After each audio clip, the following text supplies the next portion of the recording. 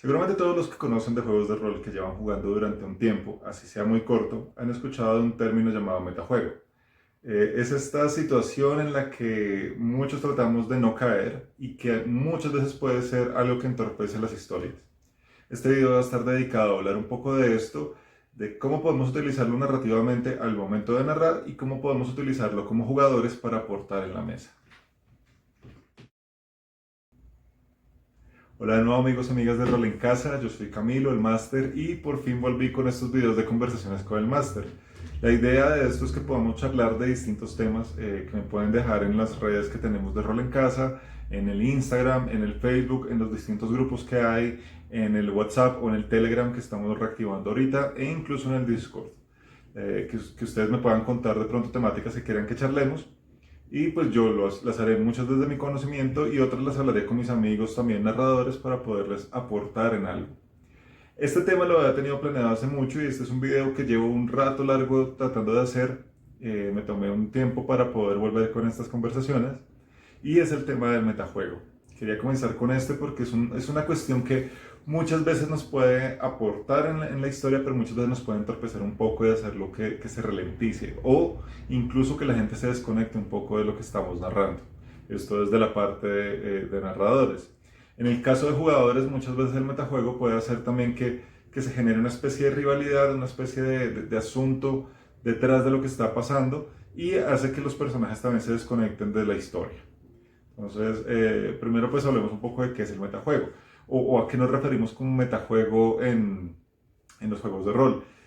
Particularmente lo podríamos definir que es como esta información que tengo yo como persona que va a influir dentro de las decisiones de mi personaje y que va a estar dada para tener un beneficio propio. Es como una forma muy sencilla o incluso hasta escueta de cómo podemos definir este metajuego. Es decir, yo como persona tengo un conocimiento. La edad que yo tengo, la experiencia que tengo, no solo en juegos de rol, sino en mi propia vida, lo que estudié, lo que he leído, va a estar dentro de mí como persona. Es algo de lo que yo no puedo olvidar. Pero cuando yo hago un personaje, viene esta primera pregunta y es, qué tanto sabe mi personaje de las cosas que yo sé? Y es una pregunta que no siempre nos hacemos. Y es una pregunta que a veces debería estar como en el momento de creación de cualquier personaje. Porque fácilmente toda la información que yo tengo, mi personaje puede tener solamente una parte muy pequeña. Incluso pensando en las distintas épocas en las que estamos jugando. Un juego medieval, seguramente mi personaje, en un juego medieval, perdón, seguramente mi personaje va a tener una información muy corta comparada a la que yo puedo tener. Especialmente a nivel de tecnología, a nivel de ciencia, va a ser muy corta. Pero pues muchas veces esto va a permear claramente dentro de lo que pasa y nosotros vamos a estar con este pensamiento racional desde nuestra propia experiencia, nuestra propia experticia y nuestra profesión, nuestros estudios. Entonces ahí viene uno a preguntarse cómo podemos evitar que esto suceda. Eh, Hay mucha información que nosotros tenemos que va a servirnos dentro de cualquier historia. Es información que puede ser basada en juegos de rol o puede ser información simplemente de la vida cotidiana. Antes de hablar de cómo utilizarlo como herramienta, hablemos de los tipos de metajuego que, lo digo, es de mi experiencia, como yo los divido. Primero está el metajuego de mi persona, del jugador, el conocimiento que yo tengo y cómo lo estoy utilizando para favorecer a mi personaje, cómo utilizo todo esto que yo ya sé de juegos de rol y de información general para favorecer a mi personaje. Y el otro metajuego, que es otra cosa que me parece que incluso llega a entorpecer un poco más las historias, es este personaje tiene una información del resto de la mesa que la escucha simplemente porque estamos jugando todos juntos, pero no es una información que tenga él. Entonces, ¿cómo lo utiliza para favorecerse?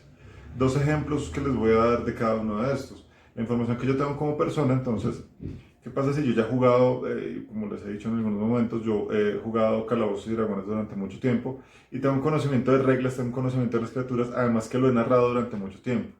Y ahorita justamente entré a una mesa que me invitaron de Ravenloft, que es uno de los settings que yo llevo narrando mucho tiempo.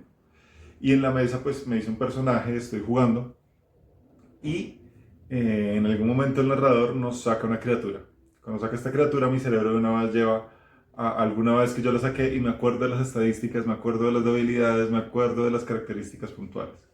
Ese es un punto de metajuego donde si yo lo utilizo para mi beneficio propio, estoy incurriendo en esta situación. Si yo llego y digo, ah, no, entonces tengo que evitar, voy a esconderme, voy a hacer esto. Yo me acuerdo que él tiene un área en la que puede afectar a todos con miedo, entonces vamos a permanecer a tanta distancia de esta criatura para evitarlo. Es algo que mi personaje no sabe. Es algo que yo lo sé porque lo narré en algún momento y lo estoy utilizando a mi beneficio. Y bueno, incluso al beneficio de la mesa, si yo les digo a todos que lo hagan, no habría una justificación para que mi personaje lo supiera. Y la otra parte de metajuego, si yo estoy en una escena en la que yo me quedé rezagado por estar explorando algún lugar y escucho que el guerrero se fue con el sacerdote o lo que sea y se metieron por algún lugar y cayeron en una trampa. Entonces cuando iban caminando, presionaron una pequeña cuerda y recibieron una ráfaga de fuego que les hizo mucho daño.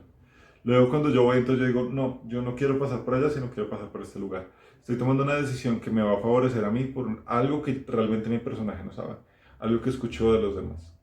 En estos dos escenarios, pues claramente, como les digo, es algo que puede pasar mucho que entorpece la narración. ¿Y a qué me refiero con esto?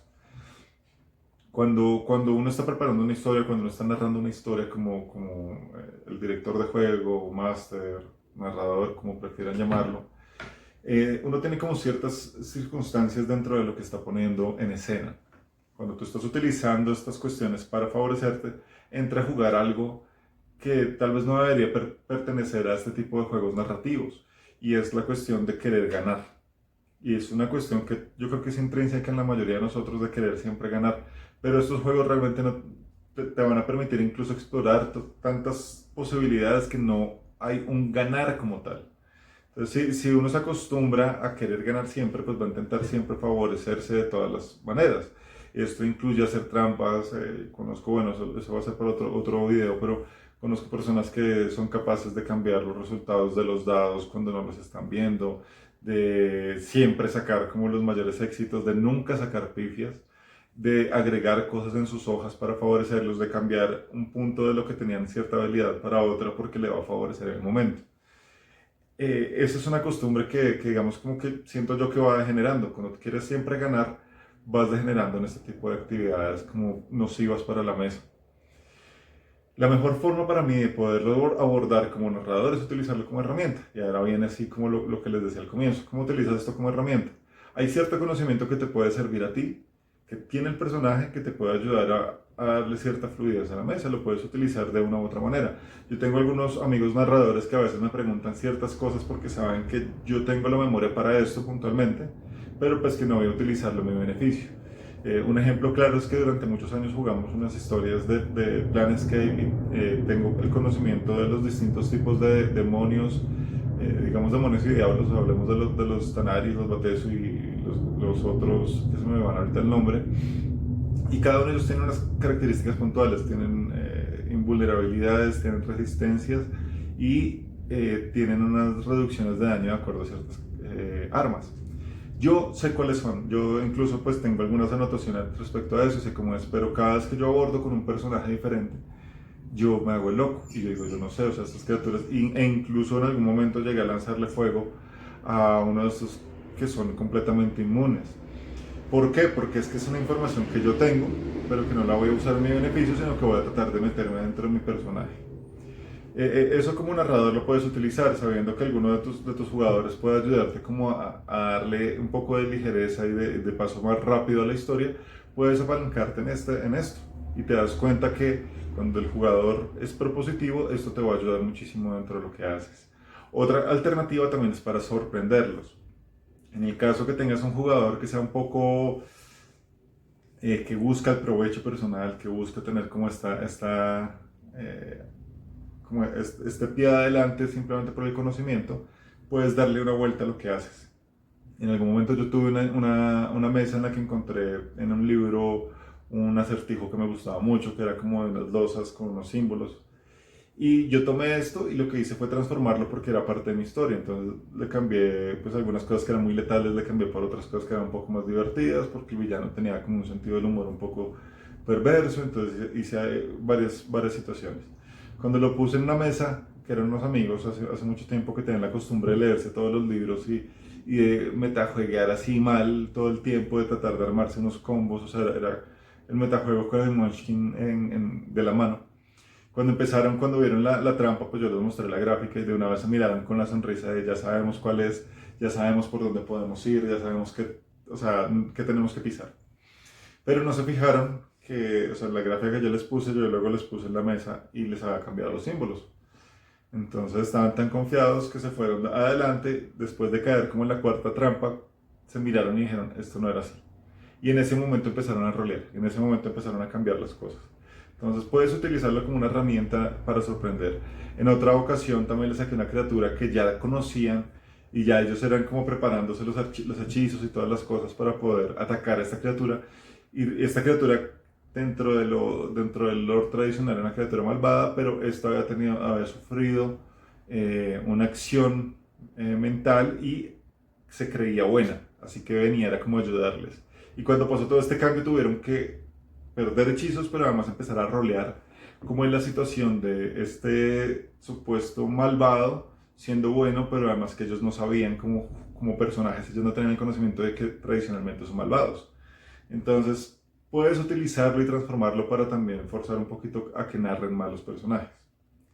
Del lado de los jugadores, también es importante que vuelvas propositivo el metajuego. O sea, es muy difícil uno quitarse el cerebro y quitarse todo el conocimiento para poder abordar un personaje. Pero sí es bueno que lo tengas muy en cuenta y que seas consciente de esto para que no lo hagas para favorecer o para entorpecer la historia. Como jugador, yo personalmente lo que hago es preguntarme qué tanto sabría y hasta dónde puedo llegar en ciertas cosas. Por ejemplo, jugué una mesa que me gustaba mucho de Tales from the Loop y pues claro, yo era un niño de 14 años. Es difícil como abordar esa historia desde ese punto de vista para mí porque nunca había roleado a un niño. Entonces lo que hice yo, bueno, es un niño de los 80, me volvió a ver los Goonies, me volvió a ver ciertas películas que me gustaban de la época y empecé a mirar cómo hacían los chicos para sus historias, como con todo este ánimo de querer hacer, pero se asustaban por cualquier cosa, pero siempre proponían. Y esa fue mi forma de rolearlo. Yo no sabía de tecnología, yo no sabía nada, y creo que esa es la mejor forma de uno abordar esto. Fácilmente yo pude haber hecho planes mucho más elaborados, y podemos hacer tal otra cosa, podemos sacar los cables para poder encender este auto, y además puedo hacer esto. Pero yo decía, este niño no lo sabe. Realmente él nunca lo ha hecho, y las películas que ha visto hasta el punto donde estábamos en esa historia, no le han dado esa información que de pronto nosotros ahorita sí tendríamos gracias al cine, a las series, a internet en general. Entonces, al abordar de esta manera a este niño, pues a mí me servía muchísimo el asunto. Cosa diferente si estoy roleando a otro tipo de persona, con otra edad, con otro tipo de conocimiento. Esa es una de las preguntas que pueden hacerse para poder ser más positivos en cualquier historia de rol. ¿Qué tanto sabe mi personaje de lo que yo mismo sé? Y eso es buenísimo para el desarrollo de un buen rol de personaje. En alguna historia de mutantes, de Mutant Year Zero, yo tenía un merodeador y teníamos un perro y bueno, tenemos que llegar a algún lugar, pero pues el perro creo que estaba herido, yo no recuerdo. Y entonces yo le dije al narrador, mi abuelo era entrenador de perros y yo me acuerdo que en algún momento me contó cuando yo era pequeño que hacían una especie con las mantas, hacían una especie de nudos para poderse cargar a los perros cuando estaban en el monte. Mi abuelo era policía, entonces en algún momento tuvo que estar, pues imagínense hace cuántos años, tuvo que estar en el monte y bueno, como estas cuestiones más complicadas de la intemperie y de tener que estar mucho tiempo metidos en el monte. Entonces me contaba que hacían estos amarrados cuando los perros ya estaban muy cansados o cuando tenían jornadas muy largas y se los ponían en la espalda como una especie de morral, pero no tenían un morral para ello, no tenían una maleta para ello. Entonces yo le dije, yo me acuerdo de esto, no sé si mi personaje lo sepa. Entonces es chévere porque es un conocimiento que tal vez pueda ser incluso instintivo para poderlo salvar, pero no es algo en el que yo le dije al narrador, mira, yo quiero tomar la manta, voy a hacer esto, como si mi personaje supiera. Simplemente le hice la pregunta y ahí es donde también entra válido el asunto de no sé si de pronto mi personaje puede saberlo, tú, narrador, dame pautas también si dentro de este mundo entra este conocimiento. Entonces es diferente este abordaje, como les digo, no es que sea algo negativo el metajuego, el problema es cuando tú lo estás utilizando tanto para provecho propio que entorpece las historias. Y la otra forma también, que era algo que les contaba, es el conocimiento que tiene el personaje de los demás personajes. Ahí sí les digo, tengan cuidado, tengan en serio en la cabeza muy consciente de lo que está pasando con sus personajes y eviten utilizar la información de los demás. O sea, como jugadores se los digo de verdad porque no hay nada más cansón en una mesa, tanto para el narrador como para otros jugadores, cuando empiezas a tomar decisiones de acuerdo a lo que le pasa a los demás sin estar en el mismo lugar. A mí me ha pasado muchas historias. A veces me preguntan, hey, ¿qué vamos a hacer con esto y esto? Y como les digo, yo todo el tiempo tengo un proceso muy consciente tratando de rolear mejor. Y rolear mejor para mí es rolear la ignorancia, rolear la falta de conocimiento y especialmente lo que me encanta a mí es rolear las pifias. Me encanta que mi personaje falle, sobre todo en ciertos momentos que deben ser como sus momentos más heroicos o sus momentos más cumbres. Obviamente hay un poquito de sazón por dentro cuando uno pifia, pero me gusta pensar cómo lo puedo rolear y cómo puedo salir de esta situación a punta de rol porque los dados ya no me favorecieron. Pero entonces es un proceso muy consciente que yo hago. En algunos casos yo recuerdo que me preguntaban, bueno, ¿y qué más era acá? Yo les decía, ¿de qué? Y yo seguía en el rol de mi personaje. Me decían, no, pues es que ellos están. Y yo les decía, no, ellos se fueron hace rato. Sí, pero es que les acaba de pasar tal cosa. Yo, ¿y cómo sabes? Porque estamos nosotros dos acá, ellos se fueron hace una hora a investigar tal cosa. Yo no he sabido nada de ellos. Entonces, como que cuando uno como jugador empieza a meterse dentro de esto, también va a apoyar muchísimo y es algo que siempre les digo. Los jugadores tienen esa responsabilidad de apoyar mucho a los otros jugadores y de mover la historia. Entonces, quítense un poco el pensamiento de querer ganar como tal, o sea, uno quiere ganar una batalla, uno quiere ganar al villano, pero no quieres ganar en cualquier momento simplemente por evitar las cosas malas que te puedan pasar. En algunos casos a mí me ha pasado que en serio me meto en la misma trampa y caigo en el mismo lugar o hago lo mismo, pero es porque perdón, porque mi jugador tiene un conocimiento, pero mi personaje realmente es ignorante del momento. Entonces, nada, esto es una cuestión, como les digo, depende de cómo lo quieran abordar. Quisiera que ustedes me contaran cómo abordan el metajuego, si lo ven como algo muy negativo, que tengo conocimiento de muchas personas que lo ven así, si lo ven como algo más propositivo, cómo lo manejan ustedes en sus historias, qué hacen cuando hay una persona de la mesa que es extremadamente metajueguera. Me ha pasado amigos cercanos que son metagamers, pero no se imaginan en exceso. Y yo digo que pues afortunadamente la forma en que yo abordo el rol apoya muchísimo la historia y les ha ayudado a ellos como a bajarle un poquito al asunto. También es una cuestión de escuela, ¿no? Donde uno aprende. Cuando jugamos en la librería francesa, mucha gente se acostumbraba al metajuego. Se acostumbraba más al munchkineo, que es como hacer estos personajes, máquinas de matar, y se les olvida toda la parte del rol. Entonces, ¿cómo hacen ustedes para sobrellevar esto? Y finalmente recuerden, una de las cosas más divertidas, yo creo, para mí, del rol es pifiar. Eso en ese momento, cuando uno empieza a entender que no siempre vas a tener los mejores resultados, que no siempre vas a ganar, viene como esta historia de ¿y ahora qué vamos a hacer? Como les digo, yo soy Camilo el Máster, les recomiendo que me sigan todas las redes de Rol en Casa, esta gran comunidad que sigue creciendo. Vamos muy bien, en Discord se están activando muchas mesas ahorita, tenemos distintas temáticas para los meses que vienen. Pueden seguirme en serio buscando el numeral Rol en Casa, todo pegado en Google, si quieren encontrar todas nuestras redes. Así estamos en Facebook, así estamos en Instagram, incluso hay TikTok con algunos datos allí como para llegarle a personas muy nuevas en esto del rol. Dejen sus comentarios, suscríbanse, compartan estos videos y por favor siempre escríbanme y cuéntenme un poco qué les parecen, qué dudas tienen, que la idea de esto es que en serio podamos construir conocimiento conjunto sobre esto tan maravilloso que son los juegos de rol. Hasta la próxima.